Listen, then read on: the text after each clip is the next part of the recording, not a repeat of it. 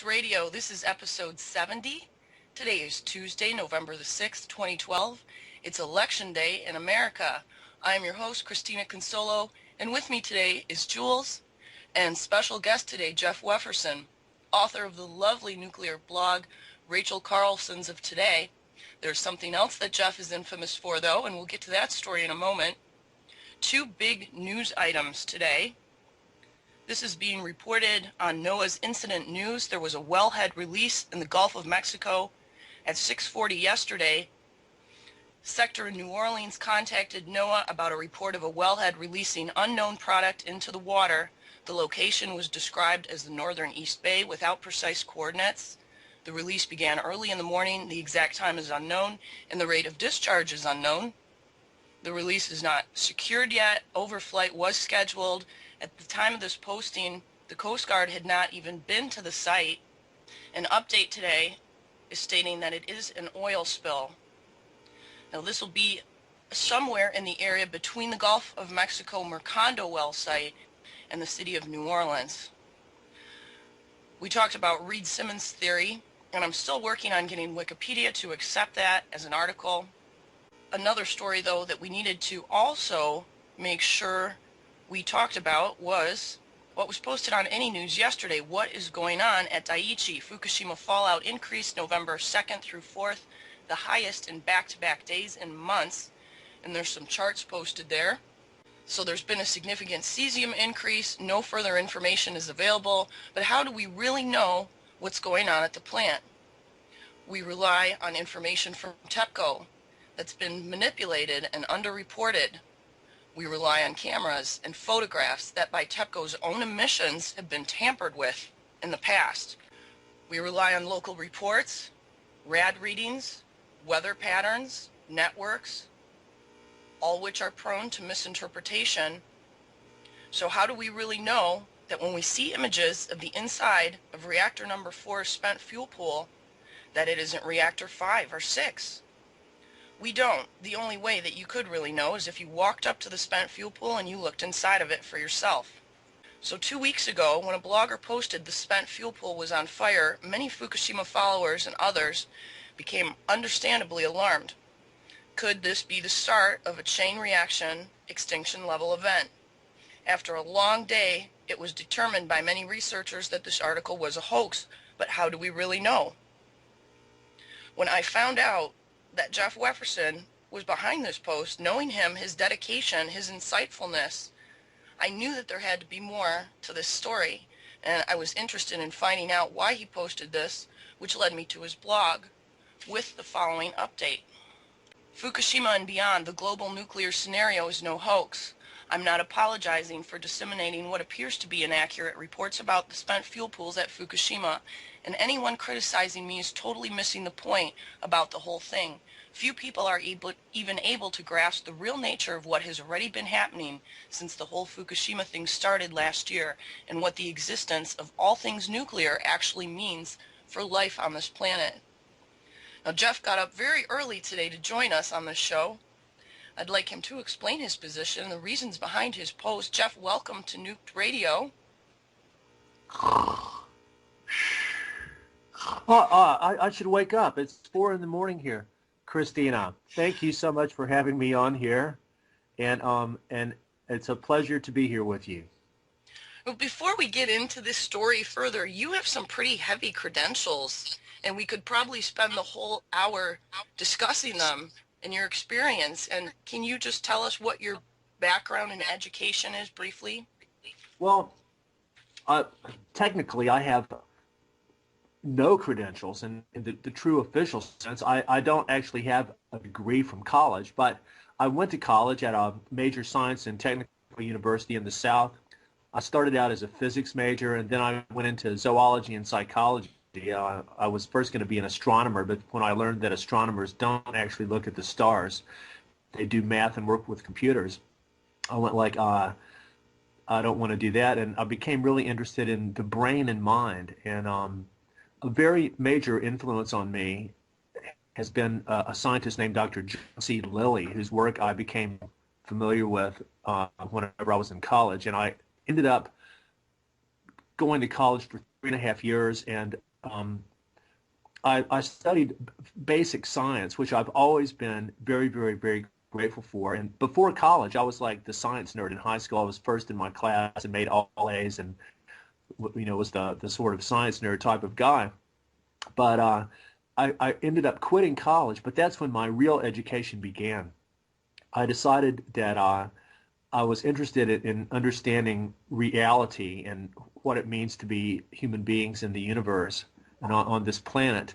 But I was not interested in formal academia. But my process of self-education really began. I moved to California and got involved with Dr. Lilly's Dolphin Communication Group, which has been my single most important ongoing project to this day. But all along, I've pursued what to me was the most important areas of understanding and research that relate to what it means to be a human being on this planet, to the effects that human activity is having on our planet and all the other forms of life.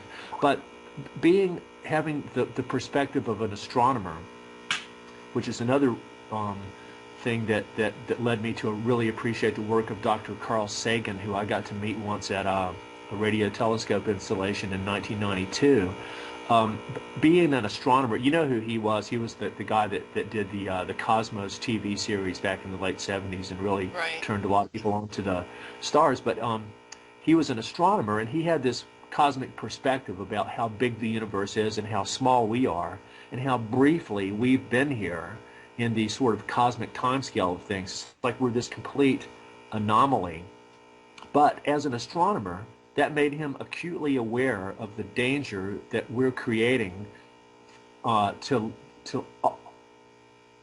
total honesty, with all the other planets that we think might be out there and stuff. Now, if you really want to talk about a level of abstraction that you don't really know if it's really there, look at the whole world of modern astronomy. I mean, we assume that there's all these galaxies and planets and stuff floating around out there, but we haven't been there. And so at least things on the Earth, you've got the potential to walk over there and look in this Fukushima spent fuel pool if you dare, or if you can get there. But this kind of thing is even another level of abstraction. But Sagan realized that this is the only planet we know that has life, and he started looking at the danger posed by the nuclear scenario. He became a very, very, very outspoken anti-nuclear activist and went and personally demonstrated at what was then called the Nevada test site over 100 times. And he came down in the early 90s, he came down with a, if I move back a little bit, will that be okay for the sound of my voice? Yeah, I hear a little bit of buzzing. I mean, I know we're on a tenuous connection, so to speak, but it's better now. Is that okay? Yeah. I'll move back a bit. But anyway, Carl Sagan came down with a very rare form of leukemia and died from it in 1996. And most people think that he probably got that leukemia because of his demonstrations at the Nevada test site. But anyway, my whole thing has been to try to educate myself as deeply and broadly as possible about things that really matter. There's so many things that people concern themselves with that in the grand scheme, they don't matter. At the end of the day, when your life is over and you look back and you go like, what did I do with my life? You go like, most people could go like, wow, I watched a lot of television. I drank a lot of beer. I went to a lot of parties. I drove a light year of miles. But what did I actually do? What did I actually accomplish? What kind of difference did I make as a human being? So I've tried to focus on what I think is important. I've tried to always educate myself, not only through reading and standard forms of learning, but also through trying to create and establish and constantly upgrade a network of like-minded people that are working on areas that really matter. And so I've constantly tried to actually get in touch with people around the world that are doing research whose work means a lot to me and who I think are honest, credible people that don't have a hidden agenda or that don't work for some kind of institution. Some of them might be academic people, but a lot of them are independent researchers. For example, Lorraine Murray, who you know pretty well, she's someone I have an immense amount of respect for in terms of what she's doing. But that's basically my background. So I don't have any formal credentials, but in a way, that's really good because I've probably got, I mean, honest to God, I've probably got the equivalent knowledge that's more meaningful than probably the PhD level in several different areas. For example, my work in the psychology of mass communication led to me creating a website called regainyourbrain.org and the blog spot by the same name. It's all about the nature of what we think of as reality, how we get our information upon which we build our personal reality, and the nature of what I call second order information, which is anything that we take to be true that is not from the domain of our own personal experience, which is just about everything, including Fukushima. Like, I mean, how many people have ever actually seen an atomic bomb explosion? How many people have ever actually seen Obama in person? Or, I mean, you can see my point. If you haven't been there, seen it, and done it yourself, you're taking it on somebody's word, like all the stuff in the Bible, for example. The whole, And like, everything. like all the stuff going on at Fukushima. Everything. I mean, Fukushima was not your first adventure either in a nuclear disaster. You had kind of an interesting story you shared with me about what you were doing when Chernobyl happened. Should I tell that really briefly? Sure. This is one of the most profound and freaky synchronicities of my whole life, and this is sort of what put me at the red alert level of the whole global nuclear scenario. I was in California in 1986, hanging out with my friends in Santa Cruz, and I learned about this thing called the Big Mountain Support Group. Big Mountain is a part of northern Arizona, which is sort of near the joint use area of the Hopi and the Navajo. And it was a group of people who were going to go there in support of these indigenous elders who were going to be relocated by these mining companies because they wanted to mine their land. So we went up there, and this was April of 1986, and we were up there. We learned about the Hopi prophecies upon which the film Koyaanisqatsi was made. These are prophecies that go back many, many, many thousands of years that were passed down from the Hopi elders, and they were warnings about what they called the Day of Purification. We learned about all this. I borrowed a Geiger counter from the physics department at UC Santa Cruz. I was walking around taking readings on the rocks. An F-111 fighter plane flew over at about 100 feet high and scared the shit out of all of us. We learned about that some of the uranium for the first atomic bombs was mined from there, a place called Black Mesa. This is a company called Peabody Coal that was the parent company of Carnegie, the company that Karen Silkwood worked for. You might have seen that movie Silkwood about the woman. That's a true story. She worked at the Carnegie plutonium reprocessing facility and found out that they were all getting contaminated with it, and it was leaking and stuff, and she actually was killed on the way to meet a journalist with all this evidence and stuff. That's a true story. We learned about all that. Anyway, we were up there learning this really, really heavy stuff, and we were out of media touch for a week, and we came down to Flagstaff a week later, and I saw the largest headline that it's possible to have on the newspaper. The Chernobyl meltdown had happened while we were up there walking around learning about all this stuff, and I went, oh my God, that is just one of the freakiest synchronicities I've ever experienced. And ever since then, it's like been one of a big part of my mission as a human being and someone with enough scientific background to sort of understand some of this stuff, to keep the global nuclear scenario on the radar of public consciousness. And a lot of people just don't want to hear about it. It's such an abstract thing. I mean, the whole thing with ionizing radiation, it's totally invisible, imperceptible to our senses.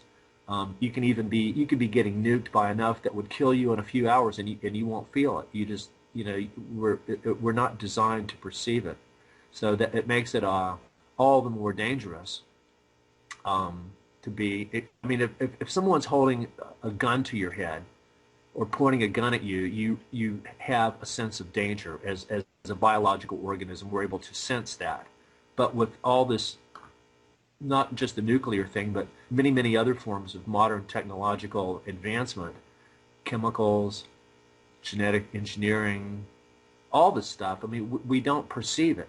We're being affected by it, but we don't perceive it. And Sagan noted that it's a great irony of the day that almost everybody on the planet is immensely affected by many forms of advanced technology, yet the vast majority of people don't even have the most rudimentary scientific understanding in order to make sense out of any of this, or, for example, to understand why it's dangerous, why ionizing radiation is dangerous to life as we know it. And not that anyone fully understands, but the people going back to the Manhattan Project and before, they've known all along exactly how dangerous it is.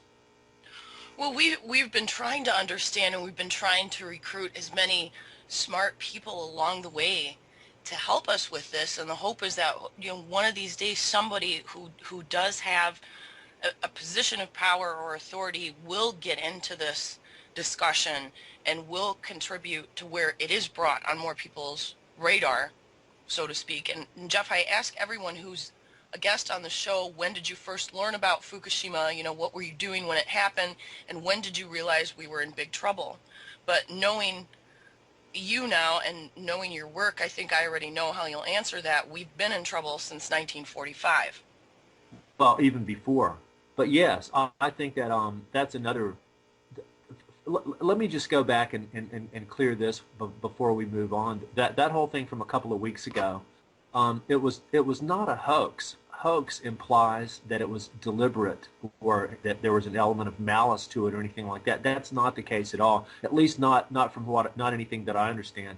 I didn't actually make this story up. I basically. There's a guy on Facebook who you know, his name is Troy Livingston, and he has a Facebook page under his name, and he's been a pretty good source of reality-based, I think, reasonably credible information about Fukushima ever since it happened. And so on his page one day, I was just sort of looking, and I saw this guy named Michael Eckstein, and he was talking about that he lived near Fukushima, that he had seen smoke coming out, and that he thought that the spent fuel pools were on fire and stuff like that. And so I messaged him, and he started telling me all this stuff about how the spent fuel pools were on fire, and that there was that people were that people were being told to stay in their house, and all this stuff. And I tried to verify with Troy, and Troy said that there was some kind of fire, but he thought it was a grass fire or something like that. And but this was unfolding pretty quickly, and I somehow trusted this guy because he apparently had been a friend of Troy's for a long time. And I went like I ran it over in my mind, and I went like, you know, if this dude's an eyewitness sitting there watching this shit happen right now, if this is really real, the people should know about it as quickly as possible, because they're, you know, that was my line of reasoning, and it was I probably acted a little too quickly. And so and then I emailed Michael several times. I've got all these emails I can show you, and he started saying stuff like oh yeah, there's a mass panic at the airport, and everybody's trying to buy groceries and stuff like that. And so that's when I should have really paused before I passed it all on. But no, I went like, well, you know, better safe than sorry. That's what I thought. Better safe than sorry. So I sent out that first message, and but it was not a hoax. It was inaccurate information. Well, it may not even be inaccurate. Now, you've got to listen to this. I've heard from many people since then, people that were there, and apparently, even as of yesterday, I learned that around that time, there were plumes of smoke coming out of some of the reactors that people saw. And then there was also a massive radiation spike that was on about the a couple of days before. I can't remember the exact date of this. I think it was like the 22nd or something like that of October. But the bottom line is, we don't really know. I mean, I think that Michael Eckstein greatly over-exaggerated all that stuff, and I don't know this dude. Troy reckons that he's somebody that used to be credible, that maybe his brain's gone a little kooky from living near Fukushima for too long. And I don't think he was deliberately trying to create a big hoax or anything. But then later on, when I tried to pressure him to tell me exactly what was going on, he made up some story that someone had hacked into his Facebook account and sent some of those messages somebody else had done it. So I think that the dude's just a little kooky. But the bottom line is, none of us really know what's going on there. Apparently, Alex Jones and InfoWars made a big deal out of this hoax bullshit, and I went like, dude, so you went there yourself and looked in there, and that's how you know that there was no fire. But no, Alex Jones has never been to Fukushima, and all these people, we're all totally reliant on information many orders of magnitude removed from our own personal experience. All of our reality is like that. And it's really actually quite a dangerous and mentally unhealthy position for us all to be in, that we take so much of this second-order information and we act as if it's true without even, I mean, you've got to sort of act as if a lot of it's true, but you can question it. You can question this process of how we get all this information. But another really big thing to be aware of is that this process that we're talking about, of how reliant we are on information that's not from our own life, the powers that be that want to control us have become masters of manipulating this process for many, many, many decades. This is probably the biggest weapon system in use, is that of the control of information, the control of communication, what you might loosely call a whole paradigm of psychological warfare based on not only manipulating language, but manipulating what other people think of as reality, preying on people's gullibility, the tendency of the public to trust people in authority, and they really shouldn't. It's a science that I've gone into great detail to describe in my Regain Your Brain website. And this whole thing, ever since Fukushima, has been a textbook example of every propaganda and public relations trick that can be rolled out to use. Ace Hoffman, who is a really brilliant nuclear awareness person, he makes the point in his brilliant book called The Code Killers, which you can download for free from his site, acehoffman.org. He says that the biggest thing about the whole nuclear industry is the amount of lies that have gone along with it from day one. I always thought it was very interesting that, and what I'm telling you now is documented in a brilliant book. It's called The Perfect Machine, Television in the Nuclear Age, by a woman named Joyce Nelson. I think she's Canadian. She documents how the company called General Electric simultaneously came out with the earliest nuclear reactors. They were also making the atomic weapons and stuff. They simultaneously came out with nuclear reactors and television at the same time. They were both considered to be weapon systems. Television was referred to as the atomic bomb of the mind, and the earliest use of television was to manufacture consent in the public mind for the peaceful existence of nuclear weapons and what they called the peaceful atom. That was what television was originally designed to do, and also manufacture consent for the Cold War. So all along, we've been living in an age of unreality, where we've been conditioned to uncritically assimilate anything that comes to us through mass media, and we really shouldn't. Fukushima's been a great example of that. But this thing from a couple weeks ago was not a hoax, at least not on my part. But the bottom line is, it got Fukushima back on everybody's radar. Everybody had sort of got a presidential election distraction fever, and there's probably a lot of that going on today. But it doesn't matter who the president is. As I see it, who the president of America is has not mattered since JFK. He was the last real president that we had. Everyone since then has been a puppet that was installed. And so now it's all an act. It's an act that if they quit having the election, people would freak out. But it doesn't matter. So it doesn't really matter who you vote for. The same stuff's going to unroll anyway. But this was not a hoax. It got Fukushima back on people's radar. The bottom line is, people should be thankful that the spent fuel pool didn't collapse yet and didn't catch on fire, although it is documented that spent fuel pool has been on fire before. And people don't realize how dangerous all this stuff is. It's way, way, way dangerous. You can't even have enough zeros on the amount of radiation that's come out, the plutonium. Um, the, the, the bottom line is the real red alert level with Fukushima happened in the very first 2 or 3 days when reactor 3 exploded and sent these MOX fuel rods 3 kilometers away, fragments of fuel rods that might have been spent fuel rods or reactor rods. Even Arnie Gunderson talks about this. We're talking about a massive, massive, massive release of plutonium that's never happened before. It didn't happen with Chernobyl. Chernobyl did not have MOX fuel, although any spent fuel rods do have plutonium that's created in there. So the red alert, if you want to call it a mass extinction level event, that happened the first week of Fukushima. Also, I think, and again, this is, you don't know without going there, and you certainly can't trust all the TEPCO cameras and all this stuff, but logically, to me, logic is how you have to approach a lot of this stuff.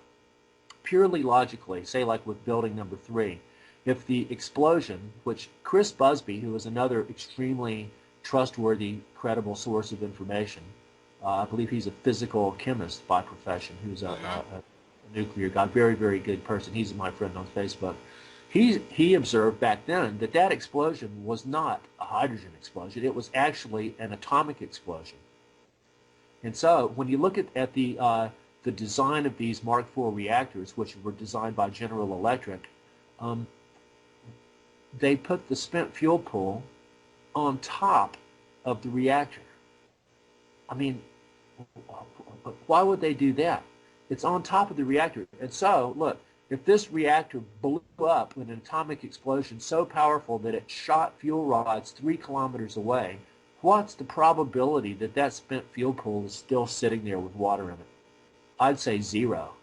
I mean, I've seen articles. Another good source of information is NE News, ENE.com news. They're good. They have a lot of good stuff. But I mean, I can show you articles where they're talking about all these Japanese scientists are saying that the spent fuel pool blew up and it shattered all these rods and stuff. And see, that right there, Ace Hoffman will tell you, a spent fuel pool accident is astronomically more dangerous than a meltdown. But with Fukushima, we've got many, many meltdowns, probably, I mean, at least 3 or 4, maybe 6. I mean, we just don't know. We don't know. When you look at how many reactors are there, what the possibilities are. And so to try to formulate what's really gone on, I mean, you've got to look at the total amount of nuclear material that was there, which could be, an estimate could be made based on the type of reactors, how many fuel rods are in them at each time, how much unused fuel is on site, how many spent fuel rods are there, and how many pools and all this. And so you could figure out the total amount of radioactive stuff that's there, and then you could go, well, the worst case scenario is that every single last curie of it got released, and then work backwards from there. But I mean, there's so many unknowns. Like Chernobyl was a relatively simple event compared to this. It was one reactor that blew up, or I actually think that it was actually blown up on purpose. When you look at the chain of events with what happened with Chernobyl, the reason it happened was they were running a test at night when all the primary crew were gone.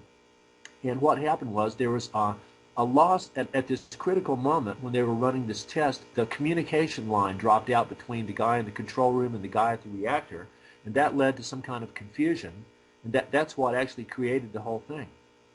You know, I interviewed Chris Busby a couple months ago, and he actually brought that up, that he felt that Chernobyl might have been done on purpose. When Absolutely. I asked him about whether or not he thought Fukushima was done on purpose. Yes. Well, when you look at a grand strategy behind this stuff, if you look at where Chernobyl was and what it did, see, they would have known ahead of time what the wind dispersal patterns were going to be from it when they did it and all this stuff. What it did was it contaminated the Ukraine, which is the breadbasket of Russia. It was the single biggest way. See, I look at this stuff, like Lorin Murray sort of got me thinking in this kind of way, but it's a form of nuclear war that's being waged, but without missiles and stuff. It's actually, I think that these things were engineered in order to it's part of a large ongoing agenda to depopulate the world through the dispersal of these radioactive compounds. That's what Lorraine Murray said. And when you go back to what she first told me about, it's called the Groves Memorandum. Leslie Groves was the director of the Manhattan Project.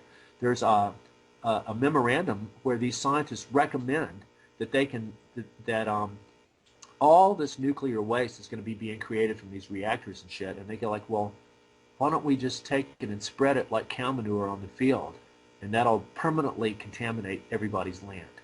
I mean, they wrote about doing that. So that was sort of the origin of the whole idea of depleted uranium, and how that's another whole story in itself. Keeping that on people's radar all through, up until the Fukushima thing. But I think that there's evidence that the Chernobyl thing was done on purpose. Obviously, Fukushima. Now, again, there's another whole area to talk about, the whole new generation of high-tech weapons based on microwaves and Tesla technology, of which HAARP is just one example. There would be many, many dozens of installations like these around the world. This whole new weapon system has rendered nuclear weapons obsolete, except as biological weapons to disperse the radioactive compounds around. And see, again, what they're actually doing is this kind of thing, these carcinogens and mutagens. It's not like just shooting somebody and killing them. What they're actually doing, this is how diabolical it is. It's the human genome is being targeted. They don't want to just kill the people. They want to make people impossible. I mean, I think that's actually the mentality behind it. It's insane, and I'm not an insider on any of this, and I never will be, and I don't want to be. But just mapping it from the outside, there's got to be these levels of insanity. I mean, why build nuclear reactors on major fault lines and then put the spent fuel pool right on top of it? And then when you look at how many reactors there actually are in the world, the 400 and something figure is probably less than half of what there really is. I'm always making it a point. I mean, a lot of this is stuff I've Explain that for people who don't know. What? Of where all the other nuclear reactors are. Well, I learned just recently, a few months ago, that the U.S. Navy has hundreds of reactors of their own in submarines and ships for research and development for weapons and stuff like that. I mean, hundreds. The U.S. Navy has more reactors probably than all of Western Europe alone. And then the Russian Navy, other navies, Britain, France, China. They say 400 and some reactors, but those are just civilian power reactors. There's all these ones for research and development, and there's reactors that aren't just fission reactors. There's all kind of weird shit. I have no way of knowing what. I mean, people just in academic circles, if they had the time, could figure all this stuff out. But the more I've learned, it's unbelievable, absolutely unbelievable how much of this shit is out there, how many reactors there are. Every single reactor. I mean, I don't think it's an overestimate to say that there's probably 1,000 nuclear reactors, and there may be less, there may be more, but it's not 400. It's easily twice that many. Every single one uses an extremely large amount of nuclear fuel that has to be constantly replenished. It's got nuclear fuel in it. The reactor itself is extremely radioactive and everything associated with it. And then it's got the immense amount of spent fuel rods that come out that have to be stored, probably underwater. And these, ironically, this is another sort of paradox of the whole nuclear thing. These spent fuel rods, when they come out of the reactor, they're much more highly radioactive than when they went in. Now, figure that out. And so, I mean, I can point you to a reference. There's a really good book called Hot Legacy by a guy named Weissman, and there's a chapter in there where he talks about all this. But this stuff comes out of the reactor, and it's got plutonium that was created in the fission process, and then we've got to store all this shit. Every reactor has its own storage facility because there's nowhere to put it. Absolutely nowhere to put it. And so they think it's contained, but it's all. I mean, I think Loren Murray will tell you, and Chris Busby, every reactor not only is legally allowed to vent radiation, but it leaks, and they dispose of shit and stuff in ways that no one knows about, and that possibly that they don't even know about. Every reactor, like look at Sellafield, which used to be called Windmere, I think. They changed the name for some reason, but it's completely contaminated the whole Irish Sea. And Chris Busby is like an expert on that. But if you look at every reactor around the world, it's going to be leaking radiation. It's a massive storage facility for the most dangerous stuff that we know that exists. All this radioactive shit, it exists in nature, but it comes from like supernovas and stuff. And so all the radioactive elements down in the ground, they're the body of the earth, and they have a function when they're down in there. And uranium, I mean, it's natural, and there's trace elements of uranium in topsoil everywhere around the world, but at minuscule levels, and this is natural uranium. So that's, see, you can't say radiation is bad because it's not. And then again, radiation is a very complex thing. You've got ionizing radiation, which is what we have from nuclear stuff, of which there's several different kinds, alpha, beta, gamma decay.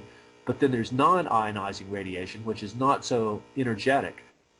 But radiation, the electromagnetic radiation from the sun, without that, we wouldn't exist. I mean, that's really what we're made of. We're sort of like condensed light that's actually slowed down and crystallized. And that's what physical matter is, and life and stuff like that. Plants are, to me, it may be possible that plants are actually a higher form of life than animals. They're much older. They're actually autotrophic. Plants are able to actually ingest sunlight, and in conjunction with molecules from the soil and water, they're able to manufacture their own food. We can't do that. We have to eat something else. We're heterotrophs. And I think that we've got it backwards. I think that plants may be a higher form of life than us, because they're able to they have a much more harmonious relationship with light. But light is a form of radiation. So you can't say radiation's bad, but it's when we start digging all this stuff out of the ground, we mobilize it, we concentrate it, and we do all this stuff to it, that's when it becomes dangerous. And so I think that there's over probably 1,000 reactors. Every one of them probably has spent fuel pools. The reactors themselves. And another thing is, people go like, oh yeah, well, let's shut it all down. Let's shut down the reactors and then we'll be okay. No way. Even if they shut them all down tomorrow, all the shit's still going to be there for millions of years. And another thing is, people go like, oh yeah, well, let's disarm all the nuclear weapons and then we'll be safe. That's fucking bullshit too, because all the radioactive shit's still going to be there. What are we going to do with it? Well, for a long time, we just dumped it in the ocean. In fact, 45 to 50 years ago, that was an acceptable practice. But now, a lot of those barrels and containers that this nuclear waste was put into, and it was, dumped into the ocean off El Hierro and in the Arctic Sea by Russia, and we even have it in the Gulf of Mexico. Those containers are all reaching their life expectancy, and when people have put cameras down there, divers have gone down to look at what they're doing on the ocean floor. A lot of these barrels are already open, rusted through. This is just a few that we know about. Imagine how much shit's been dumped in the ocean that we don't know about. Imagine, where do you reckon the Navy dumps their shit? They wouldn't put it in the ocean, would they? Well, I know they've sunk a few subs in the Atlantic. I know, but what I'm saying is that they would obviously do that. How would anybody know? I mean, the amount of stuff that's gone into the ocean's been treated like a giant sewer for hundreds of years. And people, it's just so big, they go like, even scientists now, like this moron named Ken Buesler that works for Woods Hole. Woods Hole is a subsidiary of the U.S. Navy, just like Scripps Institute, just like the NOAA, the National Oceanographic and Atmospheric Administration, the National Marine Fisheries Service. These are organizations that are owned and controlled by the U.S. Navy. NOAA is supposed to provide oversight and grant the Navy environmental impact statements and all this stuff. But right now, they're just giving the Navy, NOAA is giving the Navy an official permit to legally kill tens of millions of marine mammals. So what does that tell you? But the Navy's the biggest nuclear entity on the planet. Is the U.S. Navy also run the HARP program? They do. They're the primary owner and operator of it, along with the Air Force. If you start looking at the amount of research that the Office of Naval Research does towards these advanced weapon systems and stuff, I mean, I've just looked into it a little bit. It's absolutely fucking mind-blowing, the stuff that they're working on. Because they've got an infinite amount of money, like probably every university on the planet has contracts with the Pentagon and stuff like that. But the Navy is involved in all this shit. They're the primary owner operator of HARP, but involved in the development of weapon systems that are way beyond that. They also control what a lot of people would agree is at least between 90 and 98% of all marine biology research on the planet is people working for the Navy. So there's two things that they do. They're able to weaponize everything, including the whales and dolphins and stuff like that, which has been going on for decades.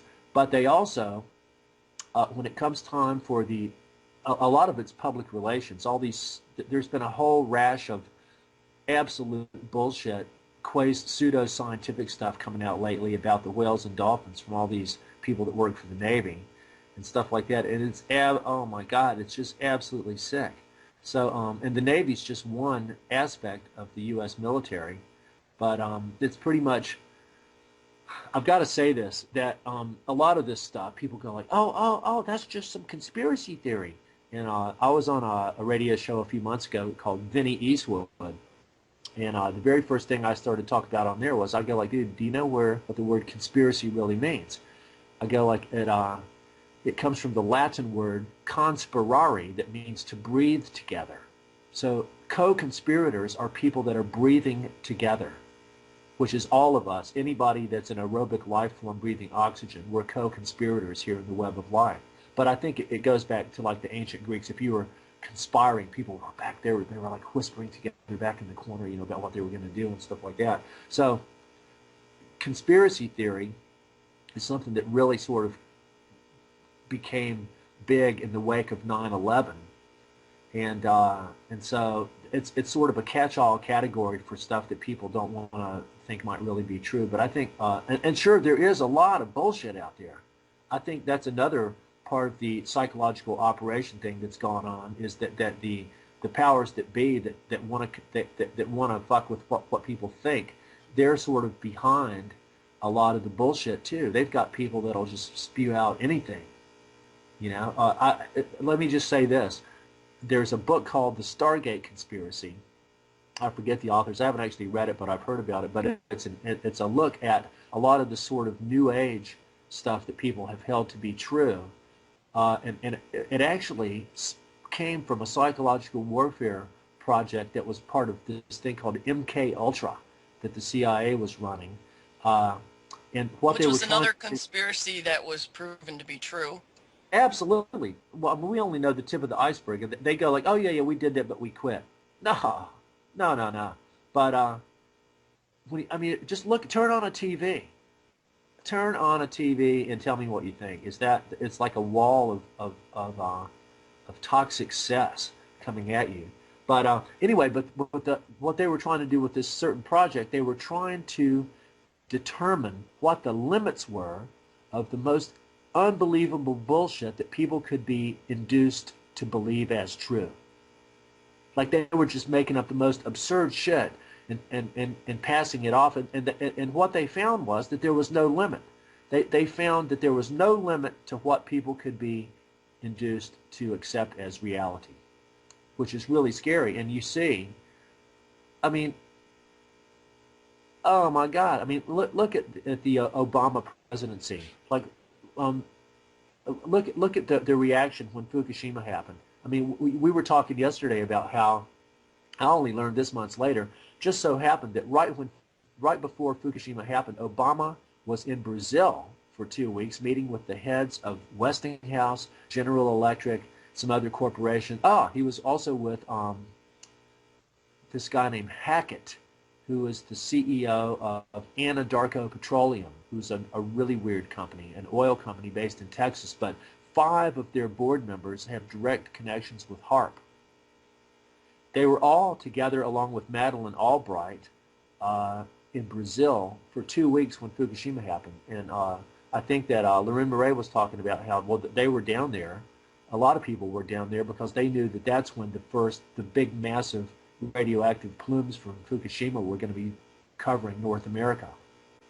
Yeah, it's an interesting time to take a vacation there. And his kids were down there too, and his wife, Obama's kids and wife. So people go like, but Jeff, who would do this stuff? Who would release all this radiation on purpose and kill all these people? It would endanger them too, wouldn't it? And I go like, well, you'd think so. And I'm not a fan of David Icke.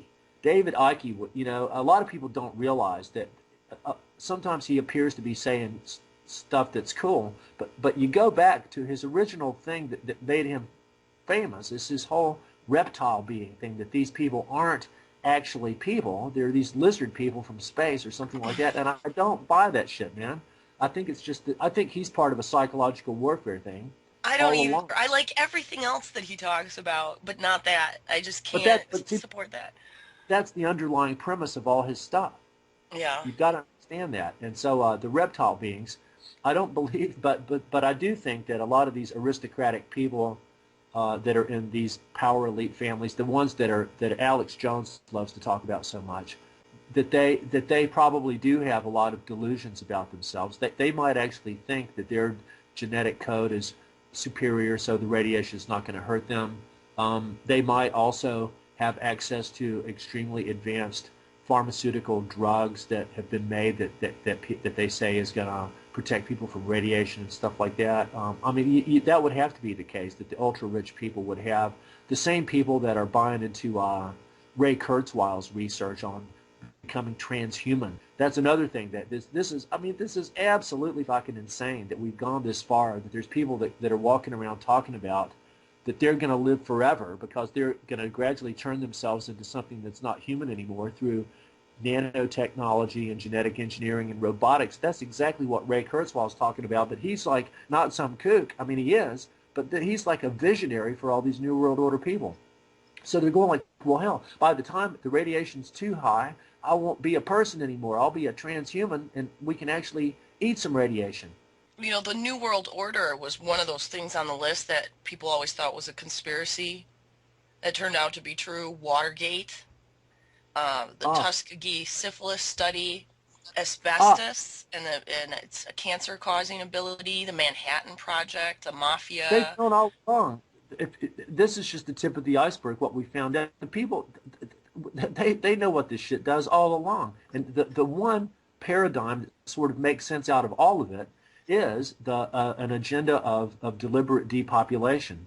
And I'll recommend people, I told you about it yesterday, I sent you that link.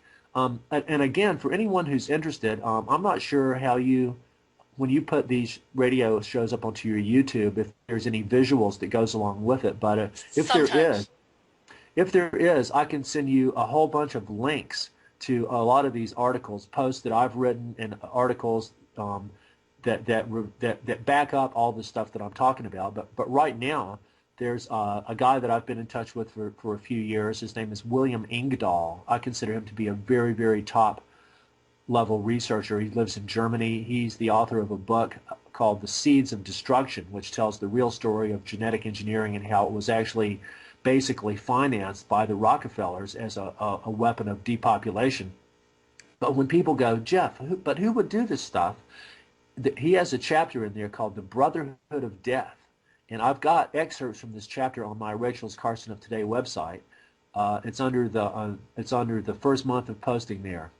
But go and check that out. He talks about all these people that were actually paid to come up with ways to deviously kill people. And you mentioned that the Tuskegee syphilis thing, where they gave syphilis to like black people without them knowing it, and then study them to see what it did. I mean, they've done millions of experiments like that. There's a woman named Eileen Simmons that wrote a book about how they gave plutonium injections to all these people and then studied how they lived over the next few decades.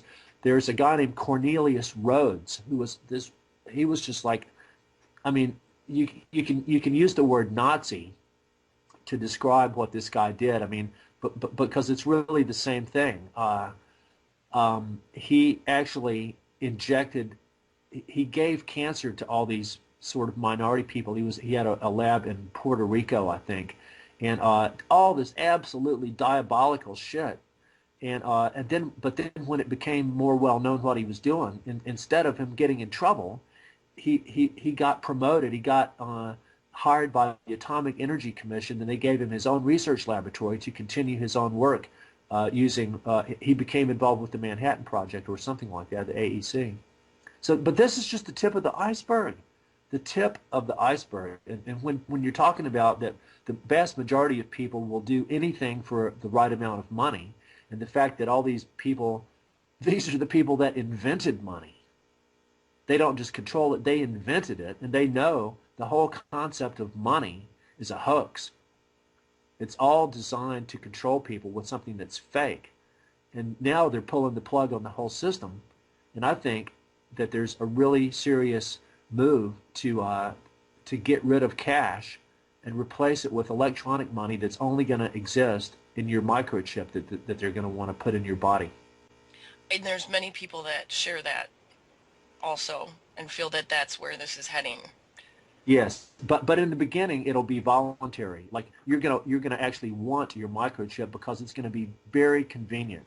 And what scares me is when you go around and see how many people have their smartphones in their hand and they can't put the stupid things down. It's like they're locked into it. It's absolutely fucking insane. I've been going around Melbourne a lot lately. I'm actually stunned to see the behavior of people with these things. And so those people, the people that have to have their iPhone or their smartphone on all the time and their headphones and shit, they're not going to have any problem making the next little leap to the microchip that's going to have all that shit in it, and it'll just be in their body. I really don't think those people are going to have a problem with it. But the microchips, I mean, it's already known that they cause cancer. It's going to cause cancer. It's going to start as soon as you put it in you. It's like the most diabolical nightmare that you can imagine, the stuff that we're gradually allowing to happen. And we're all sitting here. We can't say that someone else is doing it because we're all participants and observers in this whole process to different degrees. It's quite terrifying. Quite terrifying to see all this stuff happening. And the nuclear scenario, to me, okay, another global warming. I mean, who could actually believe that that's happening? Just because there's heat waves somewhere doesn't mean that the whole planet's warming. There's a lot of places that are actually colder. I mean, logically as a concept, and I've actually found a very advanced scientific article from the Niels Bohr Institute that backs up what I'm saying right now. The whole concept of saying that a planet can have a temperature is absurd. It's a meaningless concept to say that a planet has a temperature. The Earth has many different temperatures at any given time. Many. In one day, the same place has many different temperatures. And so the whole concept of an average temperature is meaningless. You can't... Plus, what they call global warming, if you look at a list of what HAARP does in terms of what its basic mode of operation is, that it injects massive amounts of energy into the ionosphere. So it adds heat. So HAARP can actually create all the effects attributed to global warming. So that's a really big hoax. Carbon dioxide is not a poison. Repeat. Not a poison. Carbon dioxide is a nutrient for plants. Carbon dioxide fuels the largest biological process on this planet, which is photosynthesis. Without photosynthesis, all life as we know it, except for anaerobic bacteria, would come to a halt. So the war against carbon is a war against life. That's what it's all about. So are you getting ready to take a break here in a minute? Actually, we're getting close to the end of the show, and I wanted to make sure that you shared how people can find your blogs and your information on the internet. Wow, it's gone by that fast. Yes, I'm yes, it sorry I did. talked so much. I didn't give Oh you a no, chance. that's what you were here for. Oh my God. Well, I've got several blogs. If you go to our main website, you can see a list of links. I'll tell you that first. It's http://dolphinmatrix.com/Jeff. And it's all one word, lowercase, DOLPHINMATRIX.com/ and then capital J and then lowercase EFF. That'll take you to our main site where you can see our artwork and watch two of our films. We're working on a major beyond film about the whales and dolphins, about who they are as fellow beings, and also what the real threats to them are, which is not anyone in Japan whaling or fishing, but it's from military industrial activity like seismic testing, naval sonar, and the contamination of the Pacific Ocean by all these radionuclides from Fukushima. There's close to 2,000 synthetic radionuclides that exist. We only hear about a handful, and each one of them has its own decay chain and daughter products that come out, and sometimes the daughter products can be more radioactive than the parent. So when you're talking about ionizing radiation, we're talking about probably tens of thousands of different substances, and who can map that? When you do a test for radioactive substances, they just look for one or two at a time. It's absolutely insane. The work of Dr. Rosalie Bertell, who died a few months ago, she's a major hero of all things nuclear. I've got a blog called geo-terrorism.blogspot.com, and Rachel's Carson of Today, and Tutanui-Wananga is my blog about the whales and dolphins. Okay, 60 seconds. We appreciate all the information that you shared with us today and all the work that you put in to these blogs. And I think I told you yesterday, the first time I came across your Rachel Carlson blog, I almost cried. It was just, you did such a wonderful job putting this information together and showing how it can affect us as a planet and a people. Well, And Rachel Carson said, she said that she's one of my biggest heroes. She said that there is no safe level of a carcinogen or a mutagen, no safe level, and that genetic toxicologists say that we have to study 25 generations of people before we can even begin to say whether it's safe or not. We're only the third generation since all this stuff came into being. well, stay on the line, Jeff, because I want to talk to you when the Okay. show is over. I'll be uploading a bedtime nuclear story tonight to YouTube, and I had some great people that you guys all know help me out with this and read. So until Thursday, stay safe. Keep your eyes on the nuke plants on the East Coast. We're continuing to have problems, and now Fitzpatrick has been put on that list as well. In fact, keep your eyes on all the nuke plants, Japan and everywhere. Thanks, everyone. Stay safe. Thank you.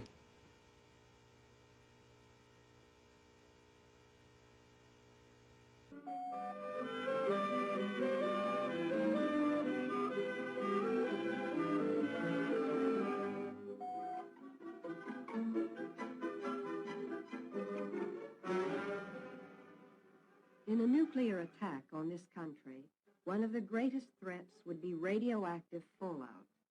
While heat and blast effects of even the largest bombs would have a definite limit, any area could be threatened by fallout. The large number of weapons which probably would be dropped in a full-scale attack would produce fallout, ranging from light to intense over much of the nation.